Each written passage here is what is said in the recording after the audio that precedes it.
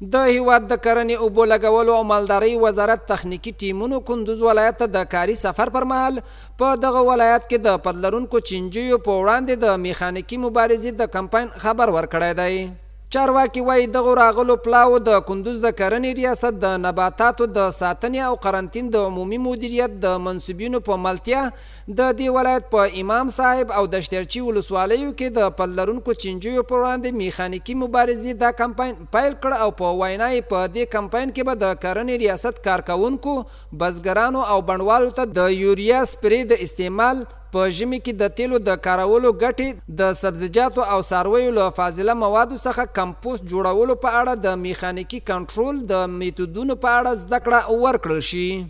دوی زیاتوي دغه کمپاین به 25 ورځې دوام وکړي او په پام کې ده چې زیات شمیر بزګران او بڼوال به د دغه پروګرام تر پوښښ لاندې راولي تر څو په راتلونکي کال کې با کیفیته میوې او محصولات له ناروغیو او آفتونو څخه پاک تولید او بازار ته عرضه کړي.